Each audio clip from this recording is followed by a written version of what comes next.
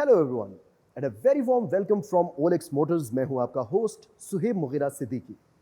नाज़रीन, आज हम आपके लिए पाकिस्तान की ऑटोमोबाइल इंडस्ट्री की दो मशहूर तरीन सेडान्स लेकर आए हैं।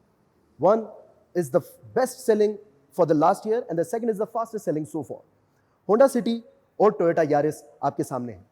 आपको बताते चलें कि पिछले साल जब हमने होंडा सिटी के पुराने वर्जन का यारिस के साथ मवाजना किया था तो हमें आपके बेशुमार कमेंट्स मौसूल हुए और बेशुमार लोगों ने यह कहा कि यह मवाजना टोयोटा यारिस और होंडा सिटी के नए वर्जन में करना चाहिए। अब जबकि पाकिस्तान में होंडा सिटी का नया वर्जन लॉन्च हो चुका है, हम ये कंपैरिजन आपके लिए लेकर आ रहे हैं। आपको बताते चले कि होंडा सिटी पाकिस्तान में मिलेनियल्स के लिए लॉन्च की गई है, यानी वो लोग जो सिर्फ 25 से 40 साल की उम्र के दरमियान फॉल कर रहे हैं, काम चला तो उसे कोई भी सकता है। तो चलिए एक डिटेल रिव्यू और कंपैरिजन के साथ इस वीडियो का आगाज करते हैं।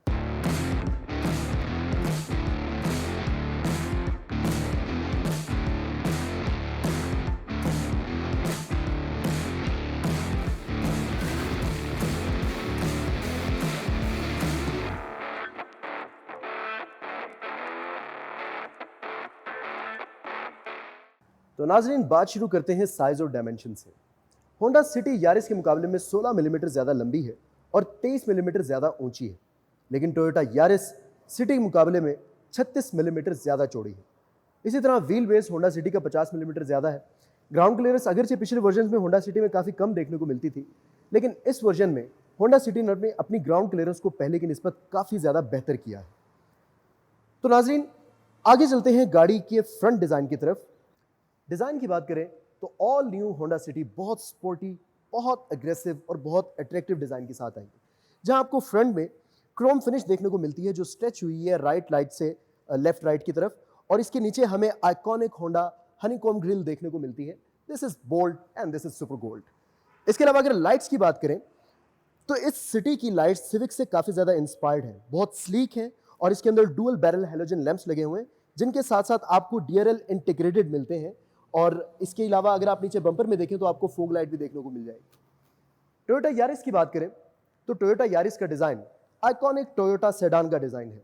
GLI 1.3, 1.6, 1.8, ग्रैंडी, यारिस, ये तमाम की तमाम टोयोटा गाड़ियाँ इसी डिज़ाइन लैंग्वेज में डिज़ाइन की गई हैं, जिनमें आपको क्रोम की फिनिश उतनी ज़्यादा देखने को नहीं मिलती। क्रोम के कुछ पैचेस लगे हुए हैं। लाइट जो है वो काफ़ी बड़ी है और अगर आप इसे देखें तो ये फेंडर और पीछे बोनट तक स्ट्रेच हुई है। इसके अलावा DRL लाइट के अंदर इंटीग्रेट नहीं किए गए, बल्कि ये बम्पर के अंदर लगाए गए हैं और इसके नीचे आपको फोग लैंप्स यारिस में भी देखने को मिल जाते हैं। तो ये इन दोनों का डिज़ाइन कंपैरिजन था। हमें लगता है कि अब की बार होंडा सिटी ने बहुत एग्रेसिव और बहुत स्पोर्टी किस्म का डिज़ाइन बनाया है और टोयोटा यारिस ने अपनी इनफरादियत, अपनी टोयोटा लैंग्वेज बरकरार रखी है। इन दोनों में से आपको कौन सा अच्छा लगा, इसके लिए हम कमेंट सेक्शन में आपकी आरा के मुंतज़िर हैं। तो अब चलते हैं और गाड़ियों की साइड प्रोफाइल्स का मवाजना करते हैं।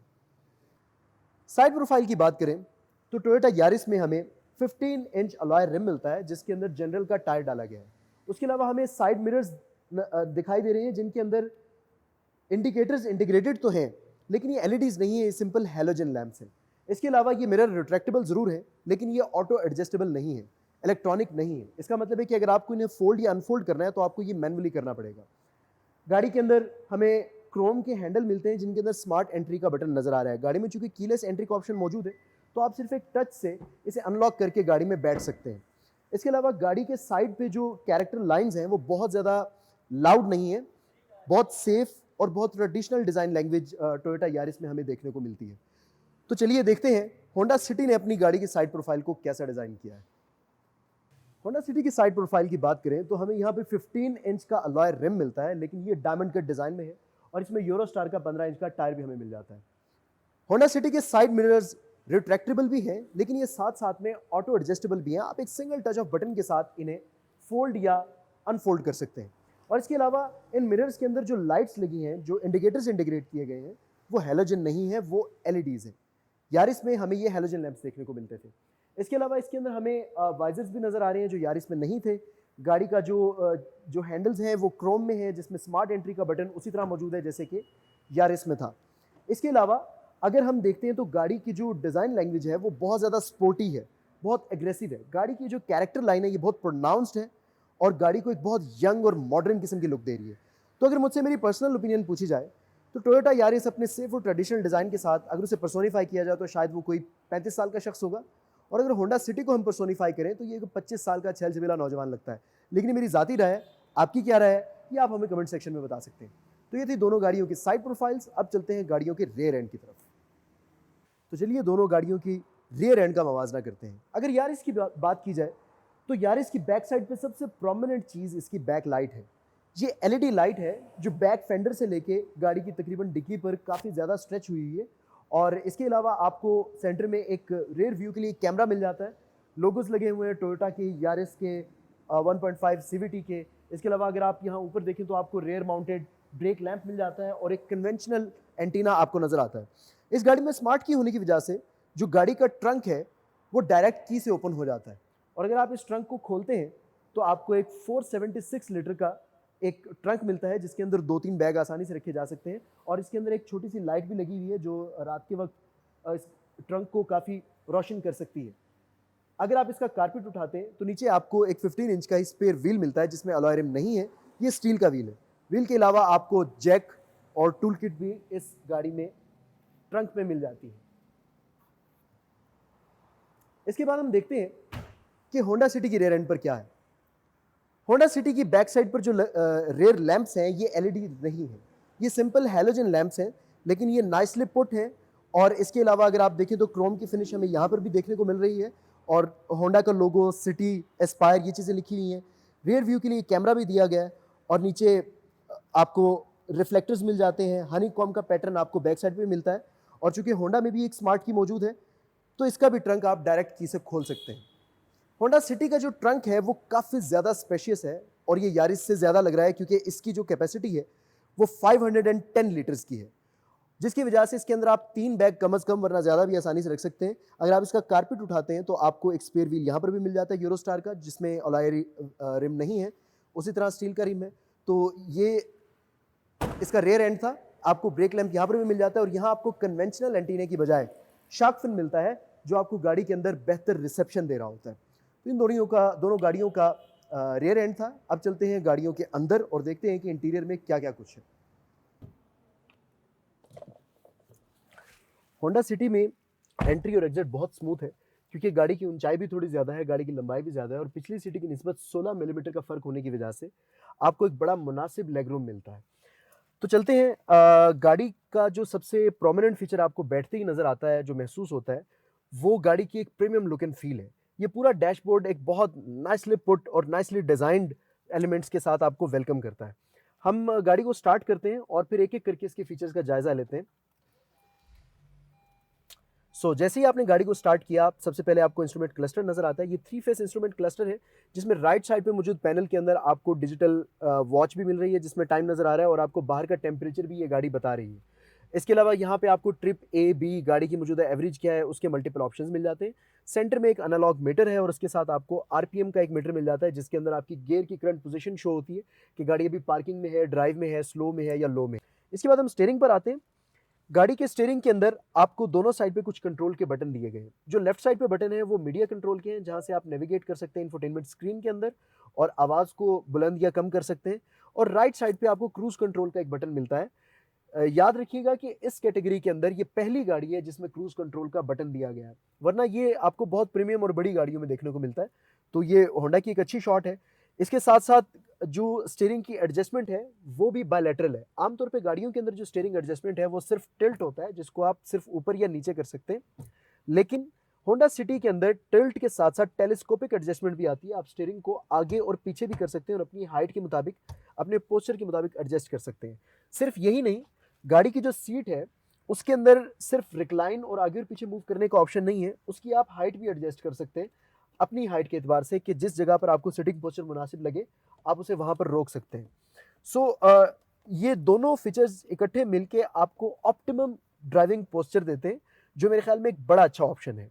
उसके बाद चलते हैं हम राइट साइड पे स्टीयरिंग के। हमें यहाँ पे 2-3 बटन नजर आ रहे हैं, उनमें से एक बटन इकोनॉमी मोड के लिए जो आपकी फ्यूल एवरेज को बेहतर करेगा। इसके साथ एक बटन है जो शीशों की ऑटोमेटिक फोल्डिंग और अनफोल्डिंग के लिए।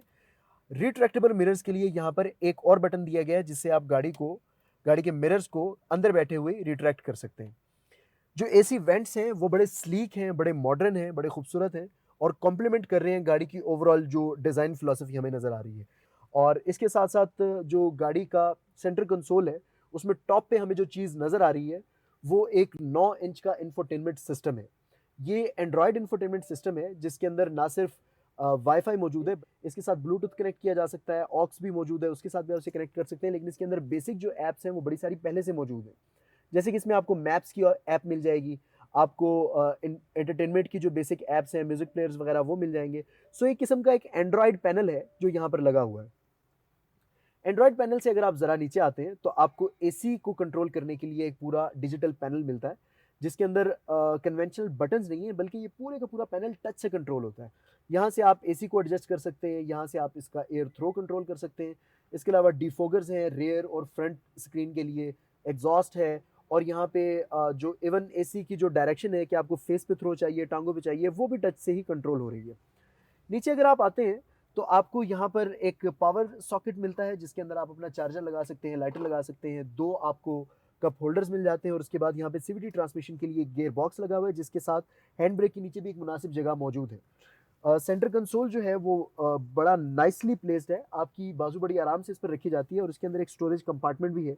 स्टोरेज की जो कैपेसिटी है वो गाड़ी में वैसे भी काफ़ी मुनासिब है। यहाँ पे पैसेंजर साइड पे आपको एक ग्लव बॉक्स मिल जाता है जिसके अंदर केबल्स मौजूद है। ये केबल्स दरअसल उसी कनेक्टिविटी के लिए है कि अगर आपको यूएसबी लगानी हो या आपको ऑक्स लगानी हो तो डायरेक्ट पैनल में लगाने की बजाय आप इन केबल्स के साथ लगा सकते हैं।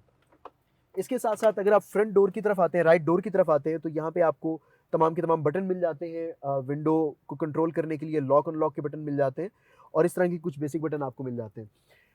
अगर आप वाइजर्स को चेक करते हैं तो दोनों वाइजर्स के अंदर पैसेंजर के लिए भी और ड्राइवर के लिए भी मिरर्स मौजूद हैं, और गाड़ी के अंदर जो सॉफ्ट लाइट्स हैं वो भी पैसेंजर स्पेसिफिक हैं। आप एक वक्त में एक लाइट जलाना चाहें या दोनों जलाना चाहें, आप एक सिंपल टच के साथ इनको जला सकती हैं। और इसी तरह ये जो सॉफ्ट लाइट है ये आपको गाड़ी के सेंटर में भी मिल जाती है जैसे कि पहले आया करती थी। ये गाड़ी की कुछ चीदा चीदा फीचर्स थे। अब हम बात करते हैं गाड़ी की सेफ्टी के बारे में कि गाड़ी में सेफ्टी फीचर्स कितने हैं और कैसे हैं। नई होंडा सिटी में तमाम सेफ्टी फीचर्स मौजूद हैं। होंडा सिटी की पुरानी जनरेशन पर यह एतराज़ था कि उसमें एयर बैग्स नहीं दिए गए। होंडा सिटी ने अब की बार इस गाड़ी में एयर बैग्स दिए हैं, और दो एयर बैग्स दिए हैं। एक जो है वो स्टीयरिंग के अंदर है और दूसरा पैसेंजर साइड पे है। इसके अलावा गाड़ी के अंदर जो एंटी लॉक ब्रेकिंग सिस्टम है, एबीएस, वो भी इंस्टॉल्ड है। इलेक्ट्रॉनिक ब्रेक डिस्ट्रीब्यूशन ईबीडी का सिस्टम भी इंस्टॉल्ड है, और इसके साथ साथ गाड़ी के अंदर ब्रेक ओवरराइडिंग का सिस्टम भी मौजूद है। अगर आप खुदा ना खास्ता एक्सीलरेटर को और ब्रेक को इकट्ठा पुश कर देते हैं तो सिर्फ में ब्रेक ओवरराइड कर लेती है और आपको खुदा ना खास्ता किसी किस्म के नुकसान का सामना नहीं करना पड़ता। इसके अलावा गाड़ी का जो डिज़ाइन है, अगर आप फ्रंट से इसका डिज़ाइन देखें तो इसको पेडेस्ट्रियन इंजरी मिटिगेशन टेक्नोलॉजी पर बेस किया गया है, जिसकी वजह से किसी भी शख्स को हिट करने की सूरत में उसका नुकसान कम से कम किया जाता है। इसके अलावा भी कुछ चीज़ें ऐसी हैं जो गाड़ी के अंदर बड़ी कमाल की हैं सेफ्टी के एतबार से। मिसाल के तौर पर जो गाड़ी का डिज़ाइन है, जो स्ट्रक्चर है, वो एस बॉडी स्ट्रक्चर है जिसके अंदर सर्वाइवल स्पेस रखी गई है। उस सर्वाइवल स्पेस की वजह से खुदा ना खास्ता किसी भी कोलिजन के नतीजे में ड्राइवर तक या पैसेंजर तक इम्पैक्ट को मिनिमाइज किया जाता है। इसी तरह पिछली सीट्स पर आइसोफिक्स भी मौजूद है जो आपकी बच्चों की सेफ्टी के लिए खुसूसी तौर पर डिज़ाइन किए गए हैं। तो इन तमाम लोडेड फीचर्स के साथ जो होंडा सिटी है वो आपको एक बेहतर, सेफ और महफूज सफ़र का आपको एक अच्छा ऑप्शन देती है। गाड़ी का रियर केबिन भी काफ़ी खुला है, आप देख सकते हैं कि लेग रूम अच्छी खासी है, और इसी तरह जो हेड स्पेस है वो भी मुनासिब है। रियर केबिन के अंदर जो सबसे यूनिक फीचर हमें देखने को मिलता है वो रियर एसी वेंट्स हैं। रियर एसी वेंट्स आज से पहले हमें इससे आगे की प्राइस ब्रैकेट की गाड़ियों में तो मिलती थी, लेकिन इस बजट के अंदर हमें रेयर पैसेंजर के लिए एसी वेंट्स पहली बार मिल रहे हैं, क्योंकि ये एक बड़ा महंगा सेटअप होता है। पूरे का पूरा एसी का सेटअप पीछे तक पहुंचाना इज़ अ कॉस्टली थिंग, और होंडा ने अब की बार ये कदम उठाकर एक मुनफरिद काम किया है यकीनन, और जिस वजह से आपको रियर कैबिन के अंदर एक लग्जरी फील आती है, आपको महसूस होता है कि आप किसी बड़ी गाड़ी में बैठे। इन रेयर एसी वेंट्स के नीचे आपको दो पावर चार्जर मिल जाते हैं, पावर आउटलेट्स मिल जाती हैं जिनमें आप चार्जर लगा सकते हैं। इसके साथ साथ आपको होंडा सिटी की बैक सीट पे एक आर्म रेस्ट पे मिलता है जिसमें दो कप होल्डर्स भी लगे हुए हैं। ये आर्म रेस्ट कंसिस्टेंट है होंडा सिटी की, हम पिछली गाड़ियों में भी देखते आए हैं। इसके अलावा गाड़ी के केबिन के अंदर आपको बटन मिल जाते हैं विंडोज़ को ऑपरेट करने के लिए, नॉर्मली जैसे तमाम गाड़ियों में होते हैं, और यहाँ पर दो छोटे छोटे ट्विटर्स लगे हुए हैं, ये ऑप्शनल हैं। अगर आप अपना म्यूज़िक का एक्सपीरियंस एनहांस करना चाहते हैं, वैसे भी होंडा सिटी ने अब की बार जो म्यूज़िक सिस्टम दिया है वो म्यूज़िक लवर सिस्टम, वो बड़ा अच्छा सिस्टम है। मज़ीद अगर आप उसको एनहांस करना चाहते हैं तो आप ऑप्शनल ये ट्विटर्स भी लगा सकते हैं। सो आइसोफिक्स जैसे भी फीचर्स इस गाड़ी में मौजूद हैं। तो ये था एक मुख्तसर सा जायज़ा रियर कैबिन का। हम इसका कंपैरिजन करेंगे यारिस के इन तमाम फीचर्स के साथ। हम इस वक्त टोयोटा यारिस के अंदर हैं और जैसा कि आप देख सकते हैं कि गाड़ी में एक बेज और ब्लैक का कॉम्बिनेशन रखा गया है जिसमें कहीं कहीं हमें सिल्वर की फिनिश नज़र आ रही है। और स्टार्ट करते हैं स्टीयरिंग से, लेकिन उससे पहले हम गाड़ी को स्टार्ट कर लेते हैं। तो यहाँ पे स्मार्ट की एंट्री है, पुश स्टार्ट का एक बटन दिया हुआ है। आप सबसे पहले ब्रेक को पुश करते हैं और साथ ही यहाँ पे आप बटन दबाते हैं, गाड़ी स्टार्ट हो जाती है और आपको एक बड़ा मज़ेदार किस्म का इंस्ट्रूमेंट क्लस्टर वेलकम करता है, जिसके अंदर अगर आप देखें तो दो हमें हमें राउंड मीटर्स नज़र आ रहे हैं और साथ में एक अलग से एक इन्होंने सेपरेशन दी हुई है एक एलईडी कंप्यूटर की, जहाँ पे आपको काफ़ी सारे ऑप्शंस मिल जाते हैं जिसको नेविगेट कर सकते हैं आप यहाँ से। इन ऑप्शंस में आपको आपका ट्रिप कितना रिकॉर्ड हो चुका है, आपकी एवरेज कितनी चल रही है और आपके पिछले सफ़र में सबसे ज़्यादा एवरेज आपको कब मिली थी, सबसे कम, इसकी भी वो रैंकिंग बनाकर आपको दे देते हैं। इसके अलावा यहाँ पे आपको eco saving, brightness adjustment, popup guidance, date, trip summary, इस तरह की सारी चीज़ें मिलती हैं। और इसको अगर आप डिफ़ॉल्ट पे रखना चाहें तो डिफ़ॉल्ट पे यहाँ आपको ये एक डिजिटल मीटर की सूरत में दिखाता रहता है आपकी स्पीड कितनी है। इसके बाद जो गाड़ी का मीटर है वो भी आपको ब्लू और वाइट से शेड में नज़र आ रहा है। स्टीयरिंग के ऊपर हमें क्रूज़ कंट्रोल का बटन नहीं मिलता, याद रखिए कि होंडा सिटी के अंदर क्रूज़ कंट्रोल का ऑप्शन आ रहा है। इसके अलावा लेफ़्ट साइड पे आपको कॉल अटेंड करने के लिए या रिजेक्ट करने के लिए, वॉल्यूम अप डाउन करने के लिए, म्यूट करने के लिए मुख्तलिफ बटन्स मिल जाते हैं। तो गाड़ी में जो इंफोटेनमेंट सिस्टम लगा हुआ है वो एंड्रॉयड की कोई स्क्रीन नहीं है, वो एक मुनासिब सा टच पैनल है, एक कैपेसिटिव टच स्क्रीन है जिसमें USB port, T link, radio, Bluetooth और ऑक्स के लिए भी यहाँ पर एक ऑप्शन मौजूद है, लेकिन ये एंड्रॉयड नहीं है और इसमें फ़ोन मिरर भी नहीं होता। ये एक बेसिक स्क्रीन है जिसके नीचे आपको एसी के दो वेंट्स मिल जाते हैं जो इतने स्लीक नहीं है जितने होंडा में थे, बट स्टिल ये थोड़े से पुराने डिज़ाइन में है। और उसके नीचे आपको एसी का एक कंट्रोल पैनल मिल जाता है जिस पे टच नहीं है, बटन्स लगे हुए हैं। एसी का भी बटन है, डिफॉगर्स की भी बटन है और इसकी एडजस्टमेंट के लिए भी मुख्तलिफ बटन लगे हुए हैं। और यहाँ से आपको गाड़ी के अंदर पियानो ब्लैक लगा हुआ नज़र आ रहा होता है और पियानो ब्लैक का शायद देखने में बहुत खूबसूरत लगता है, लेकिन वक्त के साथ साथ अगर देखें तो 2, 3, 4 साल के बाद गाड़ी के ऊपर जो खराश होती है बड़ी वाज़े नज़र आना शुरू हो जाती है। लेकिन बहरहाल नई गाड़ी में बड़ा प्रीमियम लगता है। इससे नीचे अगर आप आएँ तो आपको 2 कप होल्डर्स मिल जाते हैं और आपको यहाँ पे एक ऑटोमेटिक सीवीटी ट्रांसमिशन के लिए गियर मिल जाता है। उसके बाद हैंड ब्रेक है। हैंड ब्रेक के साथ यहाँ पर आपको चार्जिंग पोर्ट मिलती है, या आप यहाँ पे अपना चार्जर लगा सकते हैं या लाइटर लगा सकते हैं। जो गाड़ी का आर्म रेस्ट है वो बड़ी ऑड सी पोजीशन पे है, वो काफ़ी ज़्यादा पीछे को निकला हुआ है। इवन जब हम रेयर सीट पे बैठेंगे तो हम इसे मज़ीद देखेंगे कि ये पिछली सवारियों को यकीनी तौर पे तंग करता होगा और ये स्लीक काफ़ी ज़्यादा है, इस पर एक वक्त में एक ही शख्स अपना बाजू रख सकता है। इसके अलावा गाड़ी के अंदर कुछ फंक्शंस ऐसे भी हैं, कुछ फीचर्स ऐसे भी हैं जो सिटी में नहीं है और वो बड़े यूज़फुल, बड़े मुफीद वो फीचर्स हैं। मिसाल के तौर पर गाड़ी के अंदर व्हीकल स्टेबिलिटी कंट्रोल का ऑप्शन है। इसी तरह गाड़ी के अंदर हिल स्टार्ट असिस्ट का ऑप्शन भी मौजूद है। जब आप रेड पे चढ़ने लगते हैं तो गाड़ी को ऑटोमेटिकली अपने आप को स्टेबल करती है और उसकी ब्रेकिंग जो है वो काफ़ी एफिशिएंटली आपकी हिल असिस्ट करती है आपको। इसी तरह व्हीकल स्टेबिलिटी कंट्रोल भी आपको गाड़ी टर्न्स पे घूमते हुए, आपको ऊंची नीची जगहों से जाते हुए व्हीकल स्टेबिलिटी कंट्रोल जो है वो काफ़ी अच्छा सपोर्ट करता है। गाड़ी की अगर सेफ्टी फीचर्स की बात की जाए तो गाड़ी के अंदर एयर बैग्स मौजूद हैं, पैसेंजर के लिए भी और ड्राइवर के लिए भी। गाड़ी के अंदर ABS और EBD मौजूद है। गाड़ी के अंदर सेफ्टी फीचर्स एम्पल है, लेकिन जिस डिटेल के सेफ्टी फीचर्स, जितने तफसील से सेफ्टी के ऊपर होंडा ने काम किया है, उतनी तफसील हमें यहाँ देखने में मिलती, लेकिन इस बजट के अंदर इतने सेफ्टी फीचर्स जो हैं वो मोर देन इनफ समझे जाते हैं। इसके अलावा गाड़ी के अंदर जो ऑटो फोल्डिंग का जो ऑप्शन है मिरर्स की वो नहीं है। आप सिर्फ गाड़ी को रिट्रैक्ट कर सकते हैं मिरर्स को, और उसके लिए यहाँ पे एक छोटा सा लिवर दिया हुआ है, बड़ा क्यूट सा लिवर है, बड़ा खूबसूरत लग रहा है। तो इसके साथ आप गाड़ी के मिरर्स को एडजस्ट कर सकते हैं। अगर आप ज़रा ऊपर देखते हैं तो आपको यहाँ पे पैसेंजर के लिए भी और ड्राइवर के लिए भी वाइजर्स के अंदर आपको मिरर मिल जाता है। तो इसके अलावा गाड़ी के अंदर जो स्टोरेज कंपार्टमेंट है वो भी मुनासिब है। अगर आप ये कंपार्टमेंट खोलते हैं तो इसके अंदर उन्होंने सेपरेशन बनाई हुई है और ये काफ़ी डीप एक कंपार्टमेंट लग रहा है। और ये थोड़ी सी इसकी पोजीशन शायद पर्सन टू पर्सन वेरी करती हो, मुझे थोड़ी सी पोजीशन इसकी और लग रही है। बहरहाल ये खूबसूरत ज़रूर है।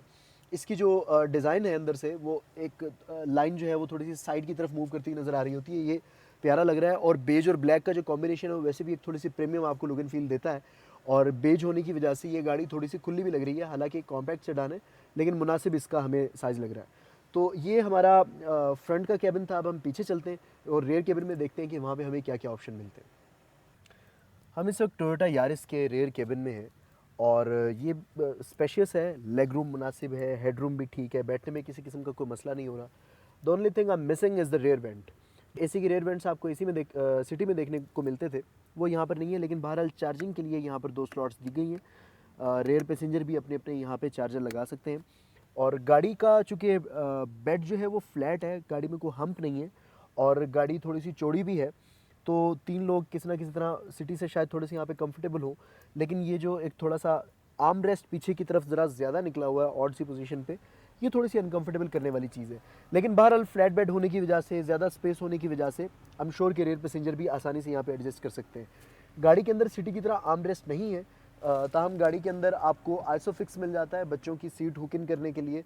और इसके अलावा गाड़ी के अंदर जो विंडो के पैनल्स हैं उनके ऊपर भी पियानो ब्लैक का इस्तेमाल किया हुआ है, जो यकीनन काफ़ी प्रीमियम लग रहा है, काफ़ी अच्छा लग रहा है। गाड़ी के डोल हैंडल्स भी क्रोम के एक मज़ेदार से डिज़ाइन में है। सो ये गाड़ी का एक रेयर कैबिन था।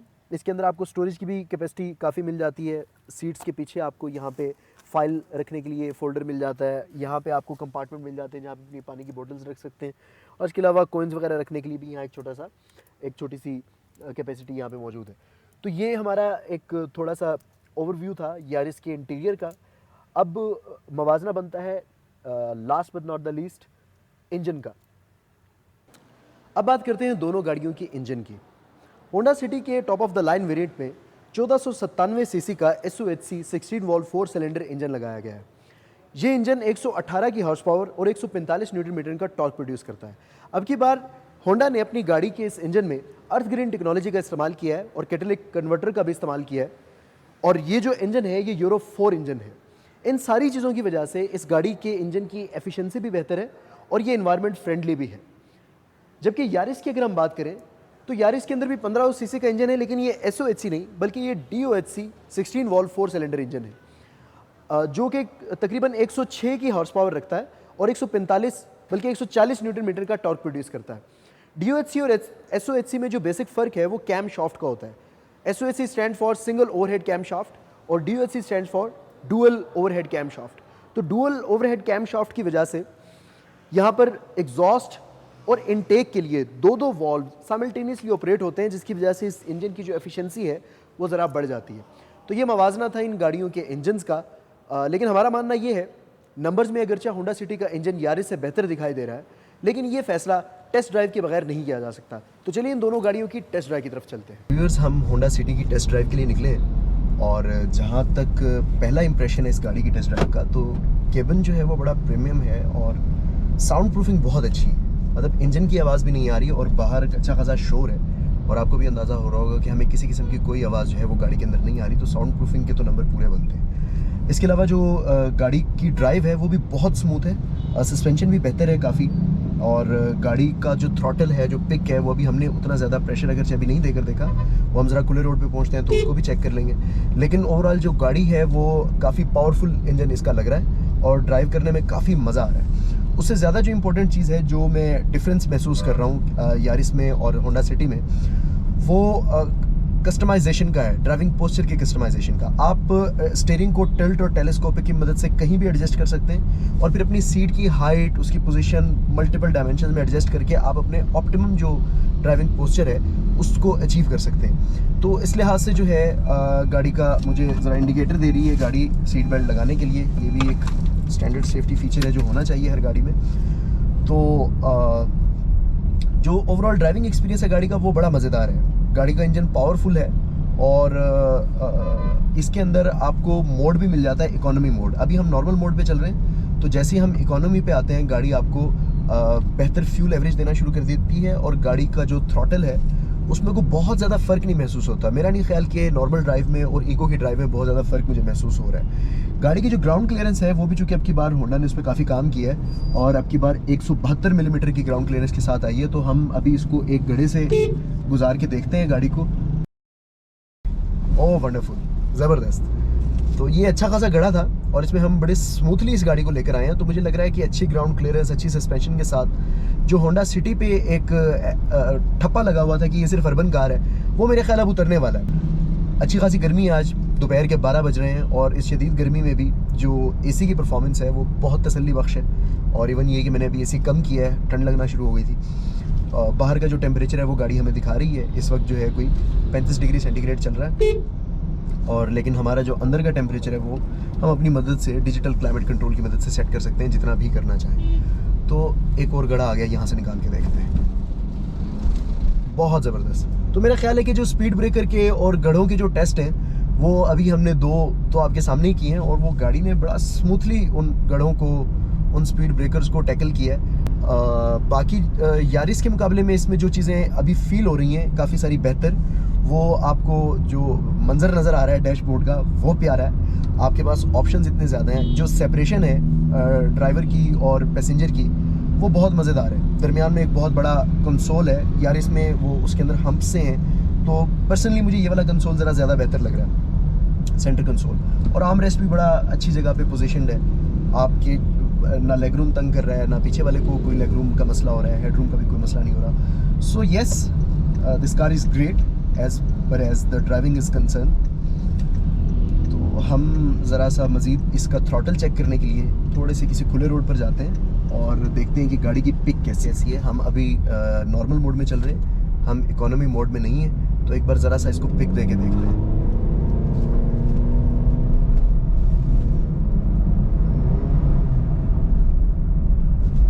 तो ये चंद ही सेकंड्स में गाड़ी जो है अच्छी खासी रफ्तार पकड़कर 80-90 के करीब आ गई है।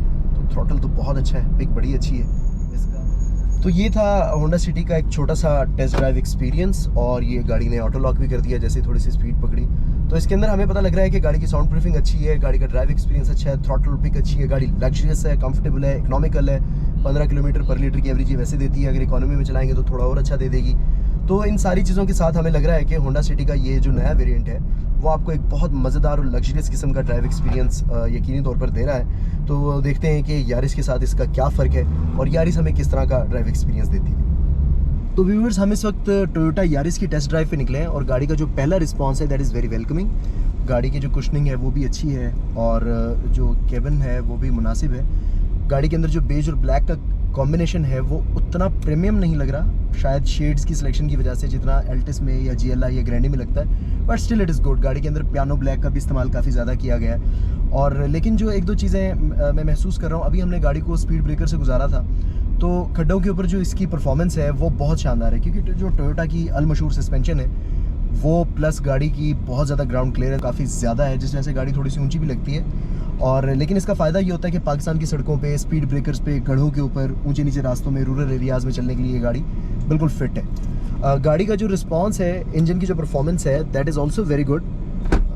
इसकी स्टीयरिंग की जो एडजस्टमेंट है वो सिर्फ टिल्ट में हो सकती है, टेलीस्कोप में नहीं हो सकती। इसी तरह जो हाइट एडजस्टमेंट है वो भी आपको सिर्फ सीट के अंदर नहीं मिलती, वो होंडा सिटी में तो आती है, इसमें नहीं आती। तो इसके अंदर जो कस्टमाइजेशन है ड्राइविंग पोस्चर की, उतना आपको मार्जिन नहीं मिल रहा है जितना हमें सिटी में मिल रहा था, but still it's a good car. गाड़ी के अंदर आप देख लें पियानो ब्लैक का इस्तेमाल काफ़ी ज़्यादा किया गया है। एक जो चीज़ मुझे थोड़ी सी गड़बड़ लग रही है ड्राइव करते हुए, जो इसका आर्म रेस्ट है वो बड़ी ऑड सी पोजीशन पे, यानी यहाँ पे जहाँ पे इसका आर्म रेस्ट होना चाहिए था वहाँ पे ख़त्म हो रहा है और ये काफ़ी पीछे को निकला हुआ है। और अगर बात करें एसी की परफॉर्मेंस की, आज जो है बाहर का दर्जा हरारत कुछ 40 से ऊपर है और गाड़ी के इंस्ट्रूमेंट क्लस्टर में हमें बाहर का टेम्परेचर नज़र भी आ रहा है, ये एक्जैक्टली 39 या 40 के आसपास चल रहा है। लेकिन इसके बावजूद जो गाड़ी का एसी है दैट इज़ फैंटास्टिक और हमें को ख़ास इस तरह से गर्मी महसूस नहीं हो रही। हमने इसको बिल्कुल लो पे रखा हुआ है। टेम्परेचर का जो कंट्रोल है वो टच में नहीं है जैसा कि आपको सिटी में मिलता था, यहाँ पे लेकिन बटन्स लगे हुए हैं और बड़ा इजीली उसको आप कंट्रोल कर सकते हैं, वो बिल्कुल आर्म लेंथ पे है। इसके अलावा गाड़ी का जो केबन नॉइज़ है वो भी बड़ा मिनिमल सा है, ना होने के बराबर है। बट मुझे पर्सनली ऐसा लगता है कि जो होंडा सिटी का केबन नॉइज़ था वो इससे काफ़ी कम था। जो साउंड प्रूफिंग है, this is my personal opinion, but मुझे ऐसा लग रहा है पर्सनली कि जो होंडा सिटी की साउंड प्रूफिंग है वो उससे थोड़ी सी बेहतर है। बाकी जो गाड़ी की अगर आप दीगर चीज़ों की बात करें, हैंडलिंग जो है, गाड़ी की जो कंट्रोल है, वो टोयोटा का कभी भी ऐसा नहीं रहा कि टोयोटा ने उसके ऊपर कोई कॉम्प्रोमाइज़ किया हो। तो उस गाड़ी में भी नहीं लग रहा। गाड़ी का कंट्रोल बड़ा अच्छा है और गाड़ी की जो हैंडलिंग है वो भी काफ़ी स्मूथ है। कुछ चीज़ें हैं जिनकी कमी आपको ड्राइविंग करते हुए महसूस होती है, जैसे कि जो इकोनॉमी मोड आपको आर्म लेंथ के ऊपर होंडा सिटी में मिलता है, आप एक बटन दबाते हैं और गाड़ी की फ्यूल एवरेज बेहतर कर सकते हैं। यहाँ पे ऐसा अच्छा हमें बटन नज़र नहीं आ रहा। तो इस तरह की कुछ छोटी छोटी चीज़ें हैं जो छोटे छोटे डिफरेंसेस हैं जो होंडा सिटी में और टोयोटा यारिस में आपको देखने में मिलेंगे। और अंधाधुंध ड्राइविंग का जो कल्चर लाहौर शहर और पूरे पाकिस्तान में है उसका मुजाहरा हम यहाँ पर भी देख रहे हैं।